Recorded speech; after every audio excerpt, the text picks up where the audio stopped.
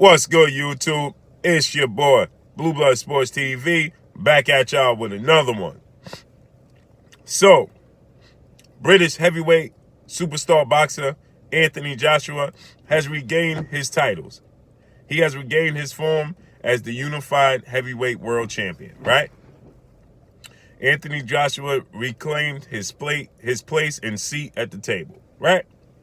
Okay, obviously, the fight everybody wanted to see prior to Anthony Joshua losing his titles in dramatic fashion in a huge upset, historic upset loss to Andy Ruiz Jr. in June 1st in New York, Madison Square Garden, to allow Andy Ruiz to be the first Mexican heavyweight champion in the history of sport of boxing. Anthony Joshua was slated to face Deontay Wilder in the biggest fight in the sport of boxing prior to his loss. That was the fight everybody wanted to see. It was the fight everybody wanted to see for quite some time, right? Deontay Wilder put his best foot forward to make the fight happen. You can believe what you want. You can listen to Anthony Joshua, Eddie Hearn, Matchroom CEO and promoter Anthony Joshua, that say that Deontay Wilder was the one that didn't want to make the fight happen. You get guys that out here pushing an agenda and telling people that Anthony Joshua offered Deontay Wilder $100 million, which is the furthest thing from the truth. He actually offered him 12.5 flat fee. Nothing on the back end. So I don't know how it went from 12.5, then it went to 15 million flat to 100 million? Come on, stop. So what that said, right? We know that there's tricks and games being played to fool the casual boxing fans. Hardcore boxing fans know what it is.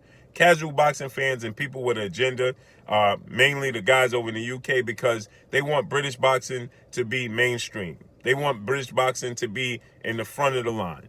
That's what it is, ultimately what it is. And hey, I'm not mad at them. But we have to be realistic, okay? And so that brings me to my next point. So this is the fight we wanted to see before Deontay Wilder even fought Tyson Fury, undefeated British lineal heavyweight champion. If Tyson Fury didn't vacate the belts and have outside of the ring issues, Anthony Joshua would have never been the unified world champion to begin with. Let's not forget that, okay? Charles Martin wouldn't have had a belt. Joseph Parker wouldn't have had a belt. None of these guys would have had the belts because Tyson Fury would have had the belt. Right? He is the man that beat the man. He took it from Vladimir Klitschko before Joshua fought Vladimir Klitschko. He took it nearly 2 years took it from Vladimir Klitschko nearly 2 years before Joshua fought Vladimir Klitschko. Let's keep that in mind, okay? So, with that said, now, Deontay Wilder went on to fight Tyson Fury, ended in a draw. Now he'll fight Tyson Fury again February 22nd, okay? Okay, with that said, now we are going to get Anthony Joshua and Eddie Hearn telling the people that Deontay Wilder not looking to make the fight, when in fact Anthony Joshua has a 4-fight plan already set in place. And he named the 4 guys. Manuel Charr is one of the 4 guys. Kubrat Pulev, Alexander Usyk, and Dillian White. Manuel Charr, Alexander Usyk, Kubrat Pulev, and Dillian White. Now, 2 of the 4 I understand because the sanction bodies are going to push for that. The IBF with Kubrat Pulev is going to push for that. And the WBO with Alexander Usyk, they're going to push for that. So it's either vacate the belts or, fight these guys. Now, he's going to have to vacate one of the belts because he can't fight both at the same time, right? And the IBF and the WBO is not going to allow this. Right? Now, the WBA, I believe, is the situation that you have with Manuel Charr. Okay. So how could there be a 4-fight plan? That's essentially a 2-year plan, right? That means he can't fight Deontay Wilder for at least 2 years. But I've seen a lot of guys talking about, Deontay Wilder's not looking to fight Anthony Joshua because he already has a trilogy fight set with Tyson Fury. Well, let's say he did have a trilogy fight set with Tyson Fury. Let's say he fought Tyson Fury in February. Let's just be hypothetical. Let's just say that's the case, right? Because see, people seem to not be able to put one and one together and let it equal two. So let's say that was the case, right? He fight Tyson Fury in February. He's going to fight again, let's say, in May or June. That could be Tyson Fury again. Let's say he fought Tyson Fury in June and beat Tyson Fury. Well, guess what? The trilogy is out the way now, isn't it? So that would leave Deontay Wilder available to fight Anthony Joshua in 2020.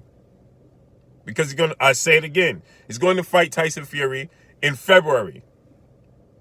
March, April, May, June. Let's say if there's a trilogy, that's 4 months later. He fights him again. The trilogy is over. He's victorious. He beat Tyson Fury twice. The trilogy is over. Now you have July, August, September, October, November, December. Wow. What do you know? He's available. So that means, and Anthony Joshua just recently came out and stated that he's going to fight again in March. So let's say Anthony Joshua fought in March. And then let's say Anthony Joshua fought, let's say, I'm gonna clear the deck for y'all. Let's say he fought Kubrat Pulev in March. That's the IBF. He satisfies the IBF. He's going to vacate the WBO. I already laid this out for you. You vacate the WBO. You let Derek Chisora and Oleksandr Usyk fight for the vacant WBO. The winner of that fight is available for Anthony Joshua. You satisfy the IBF in March against Kubrat Pulev. Now let's say you fight the winner of Derek Chisora, Oleksandr Usyk in July, August. We go as far as August. Let's say you fight him in August. Right? You fight the winner of that fight in August. Let's say it's Oleksandr Usyk. Because Derek Chisora wasn't on this list of 4. So he's assuming that Derek Chisora is going to lose to Oleksandr Usyk. Okay, so Oleksandr Usyk beats Derek Chisora. You fight Oleksandr Usyk in August. Guess what? Deontay Wilder's trilogy is out the way with Tyson Fury, like you guys claimed he didn't want to fight Anthony Joshua because he has a trilogy already signed to fight Tyson Fury. Well, what do you know? He cleared the deck. They both cleared the deck. What do you know? They both available for Undisputed at the end of the year, at the end of 2020. So what's the problem? That means Anthony Joshua would have satisfied both his mandatories, right? He would have, and the way he would have done it is satisfy the IBF, beating Kubrat Pulev. Now you keep the IBF. You vacate the WBO, then you fight the winner of that fight for unification to regain the WBO. You beat Oleksandr Usyk in August. You beat Oleksandr Usyk, and even in September. We could go as far as September. You beat Oleksandr Usyk in September. What do you know? There could be a fight made between Anthony Joshua and Deontay Wilder for Undisputed in December. And guess what? They both nearly just fought in December. So it's not a problem for them to fight in December, correct? Wilder just fought November 23rd, nearly December. Right? A week removed from December. And Anthony Joshua just fought December 7th. So guess what? They could fight the second week in December if both fight, if he fought, they both fought in September, August and September. They both will be available. So the trilogy with Tyson Fury don't stand to block anything. It don't stand in the way. And Deontay Wilder already satisfied his mandatory because guess what? Tyson Fury is his WBC mandatory. So he ain't going to have no mandatory. He's available. So this just debunks the notion that Deontay Wilder is avoiding Anthony Joshua. And never mind resumes, because Deontay Wilder beats Tyson Fury twice and beat Luis Ortiz. Guess what? Regardless of what Eddie Hearn says, Joshua has the best resume. No, beating Andy Ruiz don't give you the best resume. Beating Dillian White didn't give you the best resume. It give you a good resume, don't give you the best. And now, Neil Person on Anthony Joshua's resume is better than Tyson Fury. And if Deontay Wilder goes on to beat him twice and draw with him once, what does that tell you? He's the man that beat the man. So not even Vladimir Klitschko, because Vladimir Klitschko lost to Tyson Fury 2 years prior to Anthony Joshua fighting him, and he beat him convincingly, hands down. Just like Joshua just beat Andy Ruiz.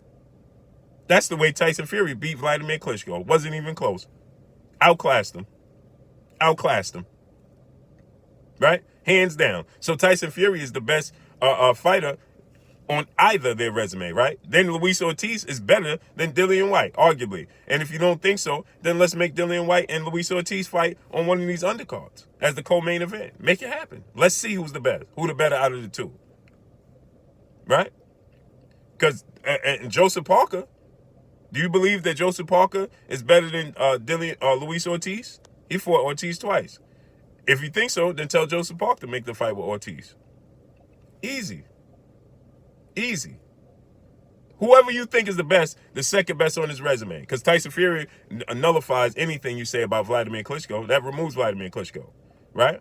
And now Luis Ortiz nullifies anybody else on his resume. Dillian White, Joseph Parker, those are the runners up to Vladimir Klitschko or Andy Ruiz.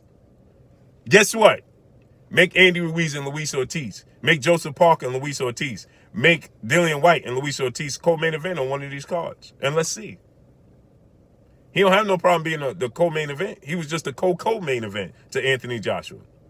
Right? He wasn't even the co-main event. Alexander Povetkin and Michael Hunter was the co-main event. He was the co-main event to their co-main event against Maurice Watt. Yeah, it was short notice, but he shouldn't have a problem being the co-main event.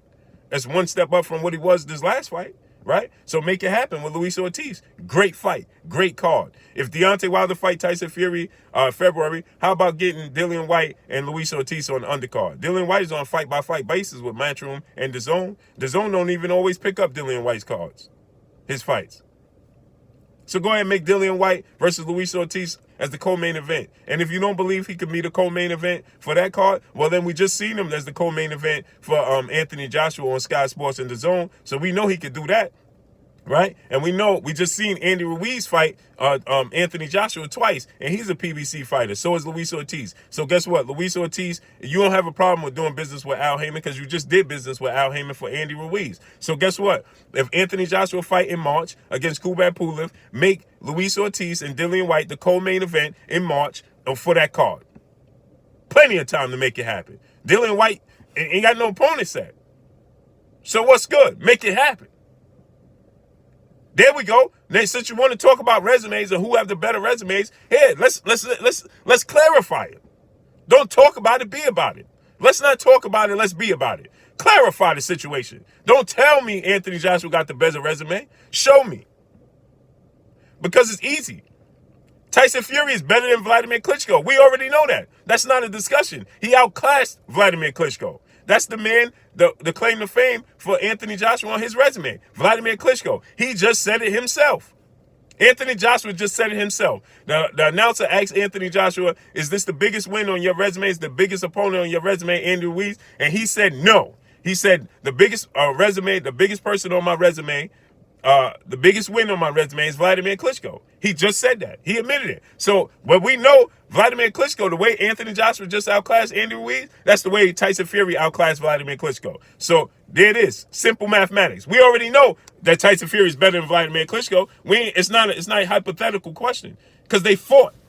It's a fact. He beat him and took all his belts when he was on a 10-year reign. So it's not a question. It's not an opinion. It's a fact. Okay? So there you have that. So who's the second best? Andy Ruiz, he said, right? Okay, so make Andy Ruiz versus Luis Ortiz. That's easy to make. They're both PBC fighters. And he said it out his mouth. It's the second best opponent on his resume. Second best win. Biggest win. So if you believe that Andy Ruiz is the second best on his resume, they're both PBC fighters, Ruiz and Ortiz. So they could both fight on the undercard, Wilder's card. Let's make it happen. And let's see. Because Ortiz beats Andy Ruiz, then you got to say Deontay Wilder got the better resume, right? At that point in time. Easy. And then, so now we go to negotiations. Just make it 50-50 across the board. How about it? What's the problem at that point in time? What's the problem? And don't tell me about Anthony Joshua breaking records for Sky Sports. That's for Sky Sports. That ain't for the States. That ain't Showtime or HBO, baby. That's $25. $25 pay-per-view. Yeah, he did 1.6 million pay-per-views at $25. We do $75. So for every one pay-per-view Anthony Joshua sell, you got to times it by 3 for Deontay Wilder. So essentially, Deontay Wilder would have done over 3 million pay-per-views, over 4 million pay-per-views going by that method. Because his is $79, $75.99. That was 24. So times it by 3. You got to times it by 3, baby. See how that works? By 3. For every one that Joshua sell, he did 1.6. Now you got to times that by 3. You want to do the math? Y'all want to do the math? All right, we do the math right here for you. Right? So let's not get this confused. Let's not get this mixed up. Okay? Let's do the math. Let's do the math.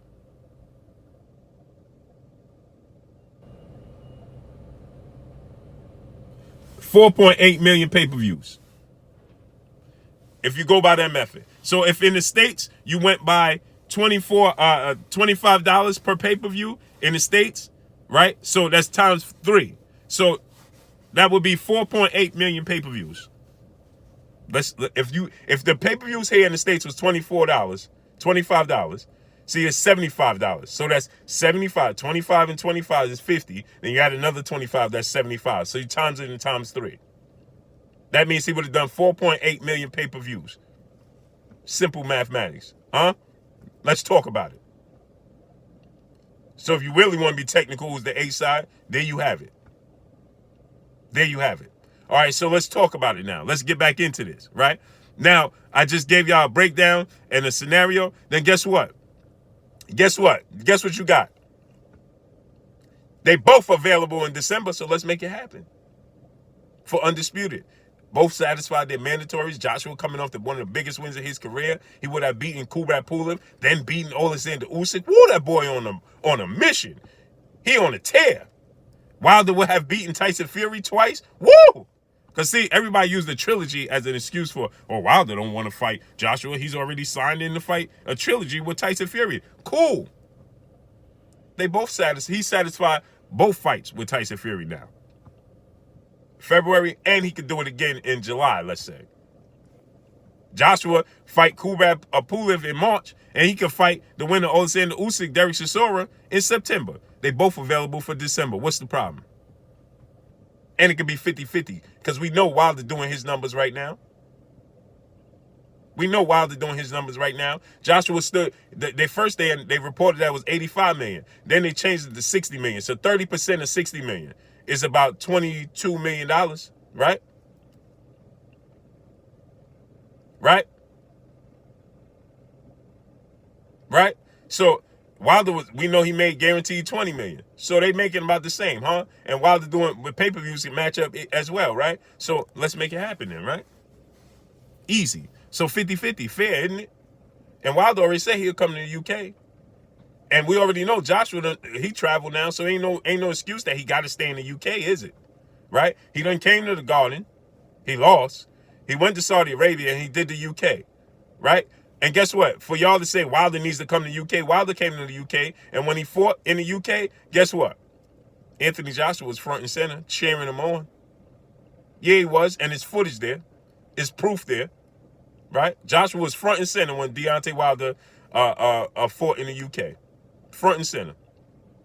So he went to the UK. So for all y'all like to talk about, oh, he never traveled, he need to fight in the UK. Yeah, he came to the UK. And so it should be 50-50, right? Hands down. Let's make it happen. No excuses. But guess what? Anthony Joshua already has a 4-fight plan. So guess what? Let's not blame Deontay Wilder anymore. The proof is in the pudding. Bang.